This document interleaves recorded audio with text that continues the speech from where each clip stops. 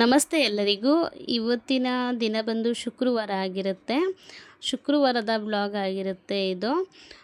ಗುರುವಾರ ಬಂದು ಬುಧವಾರ ನೈಟೇ ನನ್ನ ಮೈದ ಮಂತ್ರಾಲಯಕ್ಕೆ ಅಂತ ಹೇಳ್ಬಿಟ್ಟು ಹೊರಟಿದ್ರು. ಗುರುವಾರ ಅಲ್ಲಿ ದರ್ಶನ ಎಲ್ಲ ಮುಗಿಸ್ಕೊಂಡು ಮತ್ತೆ ಗುರುವಾರ ನೈಟು ಅಲ್ಲಿಂದ ಹೊರಟು ಬಂದರು. ಶುಕ್ರವಾರ ಪ್ರಸಾದ ಇತ್ತು ಮನೆಯಲ್ಲಿ. ಶುಕ್ರವಾರ ಬೆಳಿಗ್ಗೆ ಒಂದು 7 ಗಂಟೆ 7:30 ಅಷ್ಟರಲ್ಲಿ ರಿಟರ್ನ್ ಆದರು. ಸೊ ಅದಕ್ಕೆ ಮನೆಯೆಲ್ಲ ಕ್ಲೀನ್ ಮಾಡಿ, ಅದು ಸಾಂಬಾರಿತ್ತು. ಸೊ ಅದರಿಂದ ಸ್ವಲ್ಪ ಹೊರಗಡೆಯಿಂದ ಮೊಸರು ಎಲ್ಲ ತರಿಸ್ಬಿಟ್ಟು, ಇವತ್ತು ಮಕ್ಳಿಗೆ ಬೇರೆ ರಜಾ ಇರೋದ್ರಿಂದ, ಈದ್ ಮಿಲಾದ್ ಇರೋದ್ರಿಂದ ರಜಾ ಇತ್ತು, ಗೌರ್ಮೆಂಟ್ ರಜಾ ಮಕ್ಕಳಿಗೆ.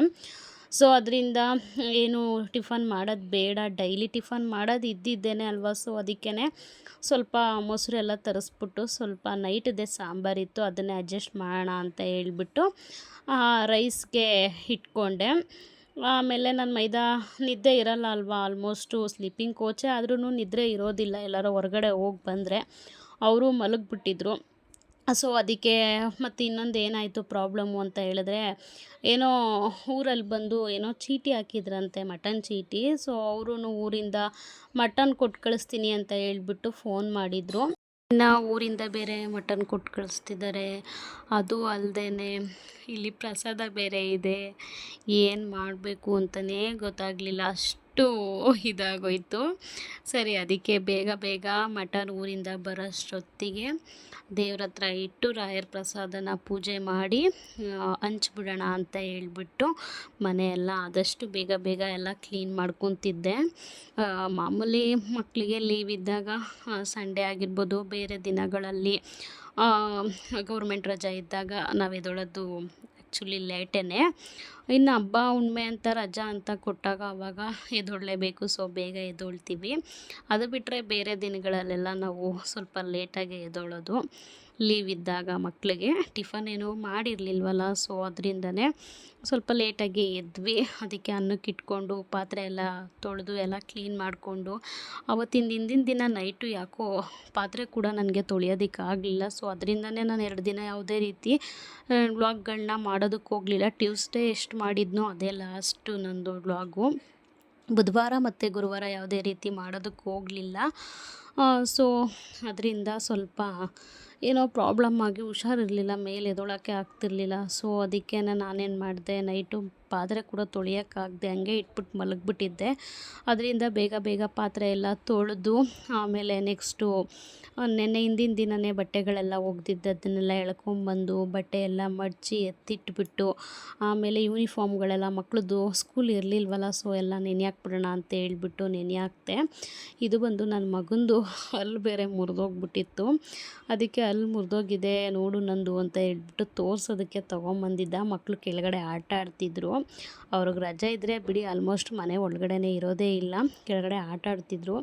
ಆಮೇಲೆ ಸರಿ ಆಯಿತು, ಎಷ್ಟು ಬಿತ್ತು ನಿಂದು ಟೋಟಲ್ಲು ಹಲ್ಲುಗಳು ಅಂತ ಕೇಳಿದೆ. 3-4 ಏನೋ ಹೇಳ್ತಿದ್ದ. ಆಮೇಲೆ ಮೇಲ್ಗಡೆ ಅವರು ಎದ್ದಿದ್ರು, ನನ್ನ ಮೈದನು ಮೇಲ್ಗಡೆ ಇದ್ದರು ಅವರು. ಸರಿ ಚಿಕ್ಕಪ್ಪಂಗೆ ತೋರಿಸ್ತೀನಿ ಅಂತ ಹೇಳ್ಬಿಟ್ಟು ಮೇಲ್ಗಡೆ ತೊಗೊಂಡು ಹೋದ್ರು. ಇವ್ರು ಚಿಕ್ಕಪ್ಪದಿರನ್ನ ಯಾರು ಒಂದು 4 ಜನ ಇದ್ದಾರೆ, 3 ಜನ ಇದ್ದಾರೆ. ಬಟ್ 3 ಜನನೂ ಚಿಕ್ಕಪ್ಪ ಅಂತ. ಇದುವರೆಗೂ ನಿಮ್ಮ ಚಿಕ್ಕಪ್ಪ ಅಂದರೆ ಯಾರು ಅಂತ ಕೇಳ್ತಾರೆ. ಏನಕ್ಕಂತ ಹೇಳಿದ್ರೆ ಎಲ್ಲರನ್ನೂ ಅಪ್ಪ ಅಂತ ಕರೆದು ರೂಢಿಗೆ. ಚಿಕ್ಕಪ್ಪ ಅಂತ ಹೇಳಿದ್ರೆ ಯಾರು ನಮ್ಮ ಚಿಕ್ಕಪ್ಪ ಅಂತ ಕೇಳ್ತಾರೆ. ಅವ್ರ ಹೆಸ್ರು ಹಿಡ್ದು ಕೂಗಬೇಕು. ಸತೀಶಪ್ಪ, ಶೇಖರಪ್ಪ, ಕುಮಾರಪ್ಪ ಅಂತ ಹೇಳ್ಬಿಟ್ಟು ಹೆಸ್ರು ಹಿಡ್ದು ಕೂಗಿದ್ರೇ ಅವರಿಗೆ ಗೊತ್ತಾಗೋದು. ನಿಮ್ಮ ಚಿಕ್ಕಪ್ಪ ಅಂತ ಹೇಳಿದ್ರೆ ನಿಜವಾಗ್ಲೂ ನನ್ನ ಮಕ್ಳಿಗೆ ಗೊತ್ತಾಗೋದಿಲ್ಲ. ಆ ಥರ ಚಿಕ್ಕದ್ರಿಂದ ಅವರು ಬೆಳೆದು ಬಂದಿರೋದು. ಆ ರೀತಿಯಾಗಿ ಮೇಲ್ಗಡೆ ಅವ್ರ ಚಿಕ್ಕಪ್ಪನ ಹತ್ರ ತೋರಿಸೋದಕ್ಕೆ ತೊಗೊಂಡು ಹೋದರು. ಆಮೇಲೆ ಅವರು ಮಾಮೂಲಿ ಮಂತ್ರಾಲಯಕ್ಕೆ ಹೋಗಿ ಬಂದಿದ್ದ ಬ್ಯಾಗ್ ಕೂಡ ದಿವಾನ್ ಮೇಲೆ ಹಂಗೆ ಇಟ್ಬಿಟ್ಟು ಮಲ್ಕೊಬಿಟ್ಟಿದ್ರು. ಫುಲ್ ಟಯರ್ಡ್ ಆಗಿತ್ತು ಅನಿಸುತ್ತೆ. ಸರಿ, ಬ್ಯಾಗಲ್ಲಿ ಇರೋದೆಲ್ಲ ಬಟ್ಟೆಗಳೆಲ್ಲ ತೆಗೆದು ಸ್ವಲ್ಪ ಎಲ್ಲ ಬೆಡ್ಶೀಟ್ ಎಲ್ಲ ಸರಿ ಮಾಡಿಕೊಡೋಣ ಅಂತ ಹೇಳ್ಬಿಟ್ಟು ಎಲ್ಲ ಸರಿ ಮಾಡಿಬಿಟ್ಟು, ಹಿಂದಿನ ದಿನವೇ ಬಟ್ಟೆಗಳೆಲ್ಲ ನಾನು ಮಿಷಿನ್ಗೆ ಹಾಕ್ಕೊಂಡಿದ್ರಿಂದ ಯಾವುದೇ ರೀತಿ ಬಟ್ಟೆಗಳಿರಲಿಲ್ಲ. ಅವ್ರದ್ದು ಮಾತ್ರ ಮಾಮೂಲಿ ಮಂತ್ರಾಲಯಕ್ಕೆ ಹೋಗಿ ಬಂದಿದ್ದು 2 ಜೊತೆ ಬಟ್ಟೆ ಇತ್ತು ಅಷ್ಟೇ. ಅವರು ನಾನು ಎಲ್ಲ ಗುಡಿಸಿ ಮನೆ ಒರೆಸ್ಕೊಂಬಿಡೋಣ ಅಂತ ಹೇಳ್ಬಿಟ್ಟು ಗುಡಿಸಿ ಎಲ್ಲ ಕ್ಲೀನ್ ಮಾಡ್ಕೊತಿದ್ದೆ. ಅಷ್ಟೊತ್ತಿಗೆ ಅವರೂ ಮುಖ ಎಲ್ಲ ತೊಳ್ಕೊಂಡು ತಿಂಡಿ ಹಾಕ್ಕೊಡಿ ಅದಕ್ಕೆ ಅಂತ ಹೇಳ್ಬಿಟ್ಟು ಬಂದರು. ಮಕ್ಕಳಿಗೆ ಅವ್ರಿಗೆಲ್ಲ ತಿಂಡಿ ಹಾಕ್ಕೊಟ್ಬಿಟ್ಟು ಆಮೇಲೆ ನಾನು ತಿಂಡಿ ತಿಂದು ಮನೆಯೆಲ್ಲ ಒರೆಸಿದ ಮೇಲೆ ತಿಂಡಿ ಇದು ಮಾಡಬೇಕು ಅಂದರೆ ಬೇಜಾರು ನನಗೆ, ತಿಂಡಿ ಹಾಕ್ಕೊಡ್ಬೇಕು ಅಂದರೆ. ಯಾಕಂದರೆ ಮತ್ತೆ ಎಂಜಲಾಗುತ್ತೆ ಅಂತ ಹೇಳ್ಬಿಟ್ಟು ಸೊ ಅದರಿಂದ ತಿಂಡಿ ಹಾಕ್ಕೊಟ್ಬಿಟ್ಟೆ. ಎಲ್ಲ ತಿಂದ ಆದಮೇಲೆ ನೆಕ್ಸ್ಟು ಪ್ಯಾಸೇಜೆಲ್ಲ ತೊಳ್ಕೊಂಬಿಡೋಣ. ಏನಕ್ಕಂದರೆ ನಾನು ಮನೆ ಒಳಗಡೆಯಿಂದನೇ ನೀರು ತೊಗೊಂಬರೋದ್ರಿಂದ ಎಲ್ಲ ತ್ಯಾವ ಆಗುತ್ತೆ. ಆಮೇಲೆ ಲಾಸ್ಟಲ್ಲಿ ಮನೆ ಒರೆಸ್ಕೊಳ್ಳೋಣ ಅಂತ ಹೇಳ್ಬಿಟ್ಟು ಮಕ್ಕಳು ಎಲ್ಲ ತಿಂದುಬಿಟ್ಟು ಆಚೆ ಹೋದರು. ನನ್ನ ಮೈದಾ ಮಾಮೂಲಿ ಟೆರೆಸ್ ಮೇಲೆ ಹೋಗಿ ಅಲ್ಲೇ ಟೈಮ್ ಪಾಸ್ ಮಾಡ್ತಿದ್ರು. ನಾನು ಪ್ಯಾಸೇಜೆಲ್ಲ ತೊಳ್ಕೊಂಡು ಗಿಡಗಳಿಗೆಲ್ಲ ನೀರು ಹಾಕ್ಬಿಟ್ಟು ಆಮೇಲೆ ಸ್ನಾನ ಎಲ್ಲ ಮಾಡ್ಕೊಂಡು ಬಂದೆ. ಫಸ್ಟ್ ಇವ್ರಿಗೆ ತಿಂಡಿ ಹಾಕ್ಕೊಟ್ಬಿಟ್ಟು ನಾನು ಸ್ನಾನಕ್ಕೆ ಹೋದೆ. ಸ್ನಾನ ಮಾಡ್ಕೊಂಡ್ಬಂದು ಆಮೇಲೆ ಪ್ಯಾಸೇಜೆಲ್ಲ ತೊಳೆದು ಗಿಡಗಳಿಗೆ ಡೈಲಿ ಸಂಜೆ ಹೊತ್ತು ಹಾಕ್ತಾಯಿರ್ತೀನಿ. ಇವತ್ತು ಬೇಗನೆ ಹಾಕ್ಬಿಟ್ಟೆ ನೀರನ್ನ. ಇನ್ನು ಸಂಜೆ ಈ ಕೆಲಸದಲ್ಲಿ ನಾನು ಮರೆತು ಬಿಡ್ತೀನಿ. ಅಮ್ಮನ ಮನೆ ಹತ್ರ ಬೇರೆ ಹೋಗಬೇಕಿತ್ತು ಸಂಜೆ. ಸೊ ಅದರಿಂದ ಮರೆತು ಬಿಡ್ತೀನಿ ಅಂತ ಹೇಳಿಬಿಟ್ಟು ಗಿಡಗಳಿಗೆ ಒಟ್ಟಿಗೆ ನೀರು ಹಾಕ್ಬಿಟ್ಟು ಮನೆಯೆಲ್ಲ ಒರೆಸ್ಕೊಂಡೆ. ಯಾವುದೇ ಕೆಲಸಗಳಾಗಲಿ ಬೇಗ ಬೇಗ ಮುಗ್ದೋದ್ರೆ ಮನಸ್ಸಿಗೆ ನಿಜವಾಗ್ಲೂ ನೆಮ್ಮದಿ.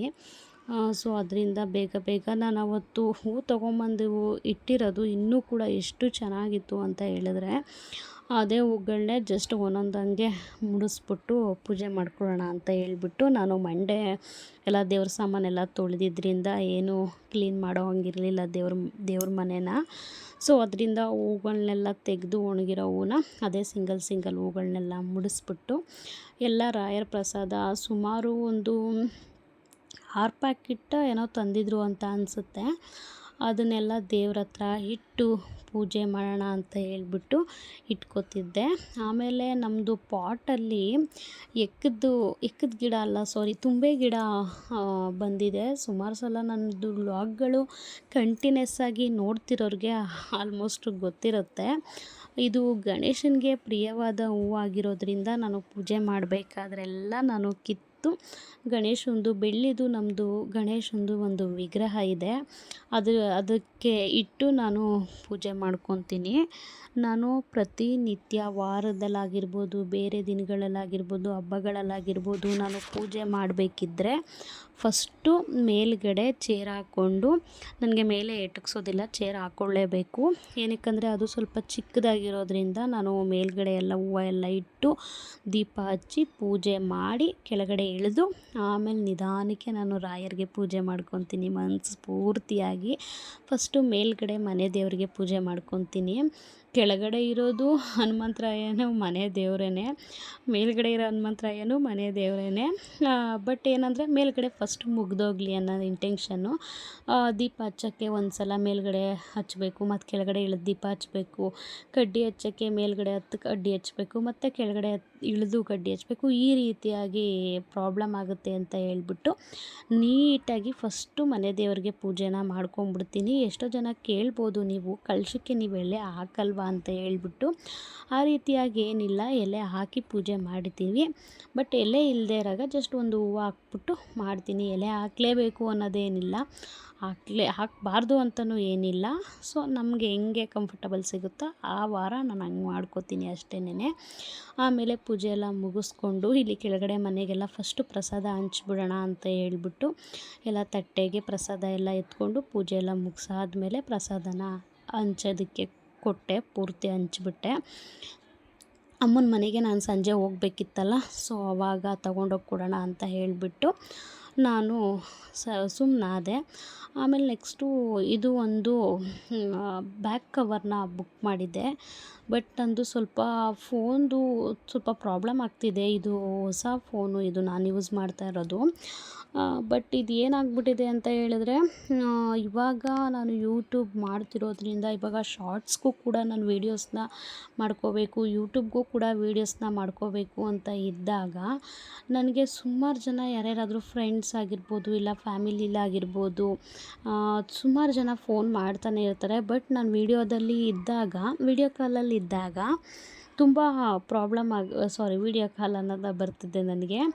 ವೀಡಿಯೋ ಕಾಲಲ್ಲ, ಮಾಮೂಲಿ ವೀಡಿಯೋ ರೆಕಾರ್ಡಿಂಗ್ಗೆ ಅಂತ ಹೇಳ್ಬಿಟ್ಟು ನಾನು ಟ್ರೈಪಾಡ್ಗೆ ಹಾಕ್ಬಿಟ್ಟು ಬಿಟ್ಟಾಗ ಆಲ್ಮೋಸ್ಟ್ ಫೋನ್ ಬರೋದು ಗೊತ್ತಾಗೋದಿಲ್ಲ ನನಗೆ. ಎಷ್ಟೋ ಜನ ಆಮೇಲೆ ನೋಡಿದ್ರೆ ಏನು ಫೋನೇ ತೆಗಿಯಲ್ಲ ಹಂಗೆ ಹಿಂಗೆ ಅಂತ ಹೇಳ್ಬಿಟ್ಟು ಬೇಜಾರು ಮಾಡ್ಕೋತಿದ್ರು. ಸೊ ಅದರಿಂದ ಮನೇಲಿ ನಂದು ಒಂದು ಹಳೇ ಫೋನ್ ಇತ್ತು, ನೋಡಿರ್ಬೋದು ನೀವು ಇವಾಗ, ರಿಯಲ್ಮಿ. ಸೊ ಅದಕ್ಕೇ ಒಂದು ಬ್ಯಾಕ್ ಕವರ್ ತರಿಸಿದ್ದೆ. ಅದು ಮುಂದೆ ಸ್ಕ್ರೀನ್ ಗಾರ್ಡ್ ಕೂಡ ಎಲ್ಲ ಇದಾಗ್ಬಿಟ್ಟಿತ್ತು. ಅದು ಸ್ಕ್ರೀನ್ ಗಾರ್ಡೆಲ್ಲ ಫೋನೇ ಹೋಗ್ಬಿಟ್ಟಿತ್ತು. ಡಿಸ್ಪ್ಲೇ ಎಲ್ಲ ಹಾಕಿಸ್ಬಿಟ್ಟು ಆಮೇಲೆ ನಾನು ಈ ಫೋನ್ನ ಪರ್ಚೇಸ್ ಮಾಡಿದ್ದು. ಅದನ್ನು ಡಿಸ್ಪ್ಲೇ ಕೊಟ್ಬಿಟ್ಟು ಆಮೇಲೆ ಇದನ್ನು ಪರ್ಚೇಸ್ ಮಾಡಿದೆ ನಾನು. ಅದು ಡಿಸ್ಪ್ಲೇ ಎಲ್ಲ ಹಾಕ್ಸಿ ಹಂಗೆ ಇಟ್ಟಿದ್ವಿ ಸುಮಾರು ದಿನದಿಂದ. ಸೊ ಅದಕ್ಕೆ ಸ್ಕ್ರೀನ್ ಗಾರ್ಡ್ ಹಾಕ್ಸ್ಕೊಂಬಂದು ಕೊಟ್ಟರು ನಮ್ಮ ಯಜಮಾನ್ರು. ಸರಿ, ಬ್ಯಾಕ್ ಕವರೆಲ್ಲ ಸ್ವಲ್ಪ ಬ್ಲ್ಯಾಕ್ ಕಲರ್ದು ನೋಡಿದ್ರಿ ನೀವು, ಇವಾಗ ನೋಡಿದ್ರ ಅನಿಸುತ್ತೆ. ಅದನ್ನೆಲ್ಲ ತೆಗೆದು ಬ್ಯಾಕ್ ಕವರ್ನ ಆನ್ಲೈನಲ್ಲಿ ಬುಕ್ ಮಾಡಿದ್ದೆ, ಬಂತು. ಅದನ್ನು ಓಪನ್ ಮಾಡಿ ನಿಮಗೆ ತೋರಿಸ್ದೆ ಇವಾಗ. ಅದನ್ನು ಹಾಕ್ಕೊಂಡು ಯೂಸ್ ಮಾಡೋಣ, ಯಾರಾದರೂ ಫೋನ್ ಬಂದರೆ ಅದರಲ್ಲಿ ಮಾತಾಡೋಣ. 2 ನಂಬರ್, ಅದಕ್ಕೊಂದು ಸಿಮ್ ಹಾಕ್ಬಿಟ್ಟು ಇವಾಗ ರೆಡಿ ಮಾಡಿ ಇಟ್ಕೊಂಡಿದ್ದೀನಿ. ಇವಾಗ ಈ ರೀತಿಯಾಗಿ ಸ್ವಲ್ಪ ಪ್ರಾಬ್ಲಮ್ಸ್ಗಳಾಯಿತು. ಸೊ ಅದರಿಂದ ನನಗೂ ಇದು ಒಂದು ಫೋನಲ್ಲೇ ಮೇಂಟೈನ್ ಮಾಡೋಕ್ಕಾಗ್ತಿರ್ಲಿಲ್ಲ, ಮತ್ತು ಸ್ಟೋರೇಜ್ ಎಲ್ಲ ಜಾಸ್ತಿ ಆಗ್ತಿತ್ತು. ನೀವು ಅಂದ್ಕೋಬೋದು ಅವಳಿಗೇನು ವೀಡಿಯೋಸ್ ಮಾಡಾಕ್ತಿದ್ದಾಳೆ ಹಿಂಗೆ ಹಿಂಗೆ ಅಂತ. ನಿಜವಾಗ್ಲೂ ಹೇಳ್ತಿದ್ದೀನಿ, ಟ್ರೈಪಾಡ್ಗೆ ಹಾಕ್ಬಿಟ್ಟು ನಾನು ಸುಮಾರು ವೀಡಿಯೋಗಳು ಹೇಳಿದ್ದೀನಿ, ಒಂದು 3 ಅವರ್ ಮೇಲೆ ಆಗುತ್ತೆ. ಬಟ್ ಅದನ್ನು ನಾವು ಒಂದು 20 ಮಿನಿಟ್ಸ್ 15 ಮಿನಿಟ್ಸ್ಗೆ ನಾವು ವೀಡಿಯೋನ ತೊಗೊಬರ್ಬೇಕು ಅಂದರೆ ಎಷ್ಟು ರಿಸ್ಕ್ ಇರುತ್ತೆ ಅಲ್ವಾ. ಆ ರೀತಿಯಾಗಿ ಕಷ್ಟ ಇದೆ. ಯಾವುದೇ ಕೆಲಸ ಆಗಲಿ ನಿಜವಾಗ್ಲೂ ಈಸಿ ಅಲ್ಲ, ಯಾವುದನ್ನು ಈಸಿಯಾಗಿ ತೊಗೊಳೋದಕ್ಕೆ ಹೋಗಬೇಡಿ. ಆ ರೀತಿಯಾಗಿ ಎಲ್ಲ ನನಗೂ ಹೆಂಗೋ ಸ್ವಲ್ಪ ಅಡ್ಜಸ್ಟ್ ಆಗುತ್ತೆ, ಸ್ಟೋರೇಜ್ ಏನಾದರೂ ಜಾಸ್ತಿ ಆದಾಗ ಅಂತ ಹೇಳಿಬಿಟ್ಟು. ನಾನಿವಾಗ ಕುಕ್ಕಿಂಗ್ ವೀಡಿಯೋಗಳನ್ನೂ ಕೂಡ ಒಂದೊಂದು ಅಪ್ಲೋಡ್ ಮಾಡ್ತಿದ್ದೀನಿ. ಅದಲ್ಲದೆ ಶಾರ್ಟ್ಸ್ಗೂ ಕೂಡ ವೀಡಿಯೋಸ್ ಮಾಡ್ಕೊಬೇಕು, ಈ ಕಡೆ ಸ್ಯಾರಿ ವೀಡಿಯೋಸ್ಗಳನ್ನ ಮಾಡ್ಕೋಬೇಕು. ಈ ರೀತಿಯಾಗಿ ಸ್ವಲ್ಪ ನನಗೆ ಸ್ಟೋರೇಜ್ಗಳು ಕೂಡ ಜಾಸ್ತಿ ಆಗ್ತಿದೆ. ಬಟ್ ಅಲ್ಲಲ್ಲೇ ವೀಡಿಯೋಗಳನ್ನೆಲ್ಲ ಅಪ್ಲೋಡ್ ಮಾಡಿದ್ಮೇಲೆ ಡಿಲೀಟ್ ಮಾಡ್ತಿದ್ದೀನಿ. ಬಟ್ ಆದ್ರೂ ಇರಲಿ ಅಂತ ಹೇಳ್ಬಿಟ್ಟು, ಹೆಂಗೂ ಫೋನ್ ಇದೆ ಅಲ್ವಾ, ಇಲ್ಲಾಂದರೆ ಏನೋ ಬಿಡು ಹೆಂಗೋ ಅಡ್ಜಸ್ಟ್ ಮಾಡೋಣ ಅನ್ಬೋದಿತ್ತು. ಈಗೇನಕ್ಕೆ ಮತ್ತೆ ಇನ್ವೆಸ್ಟ್ ಮಾಡೋದು ಅಂತ ಹೇಳ್ಬಿಟ್ಟು, ಸೊ ಅದು ಇರೋದ್ರಿಂದ ನಾನು ಹೆಂಗೋ ಮ್ಯಾನೇಜ್ ಮಾಡ್ಕೊಳ್ಳೋಣ ಅಂತ ಹೇಳ್ಬಿಟ್ಟು ಅದನ್ನೇ ಯೂಸ್ ಮಾಡೋದಕ್ಕೆ ಇದು ಮಾಡಿದೆ.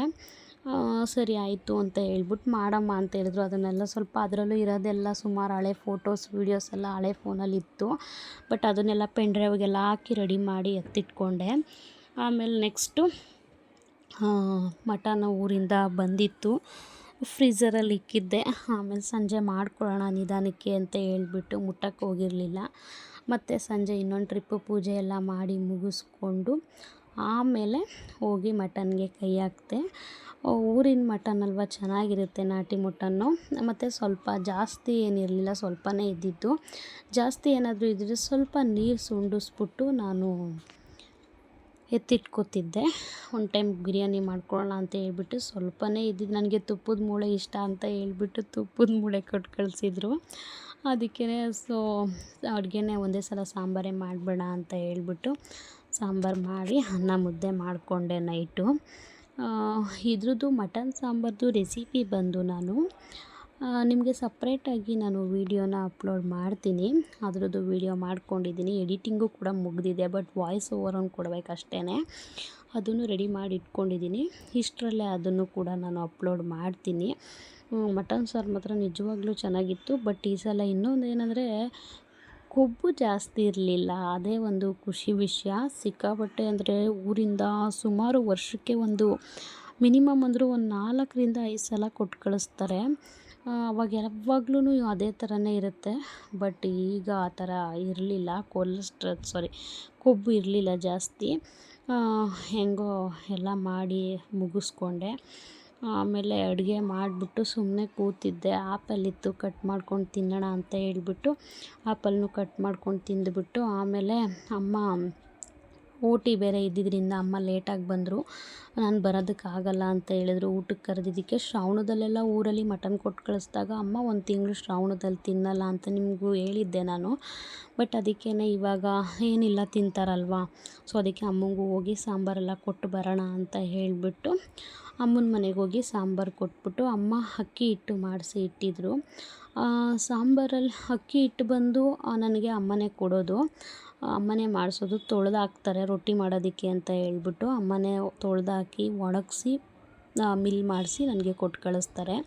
ಸೊ ಅದರಿಂದ ರೆಡಿ ಮಾಡಿಸಿಟ್ಟಿದ್ದೀನಿ ತೊಗೊಂಡೋಗು ಅಂತ ಹೇಳ್ಬಿಟ್ಟು ಕೊಟ್ಟರು. ಮತ್ತು ನನಗೆ ಸ್ವಲ್ಪ ಹುಳ್ಳಿಕಾಳಿತ್ತು, ಸ್ವಲ್ಪ ಸೋಸಬೇಕಿತ್ತು, ಮತ್ತು ಅಕ್ಕಿ ಎಲ್ಲ ಸ್ವಲ್ಪ ಸೋಸಬೇಕಿತ್ತು. ಈ ಸಲ ಸೊಸೈಟಿ ಅಕ್ಕಿ ಬಂದು ಸ್ವಲ್ಪ ರಾಗಿ ಮಿಕ್ಸ್ ಆಗಿಬಿಟ್ಟಿತ್ತು.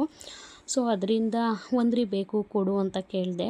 ಅದಕ್ಕೆ ಒಂದ್ರಿ ಆಡೋದಕ್ಕೆ ಅಂತ ಹೇಳ್ಬಿಟ್ಟು ಅಮ್ಮ ಒಂದ್ರಿನೂ ಅಕ್ಕಿ ಇಟ್ಟು ಕೊಟ್ಟು ಕಳಿಸಿದ್ರು. ಅದನ್ನು ಸಾಂಬಾರು ಕೊಟ್ಬಿಟ್ಟು ತೊಗೊಂಬಂದೆ. ಆಮೇಲೆ ಮನೆಗೆ ಬಂದು ಸ್ವಲ್ಪ ಹೊತ್ತು ಊಟ ಎಲ್ಲ ಮಾಡಿಬಿಟ್ಟು ಕೂತಿದ್ವಿ, ಮಕ್ಕಳು ನಾನು ಎಲ್ಲರೂ.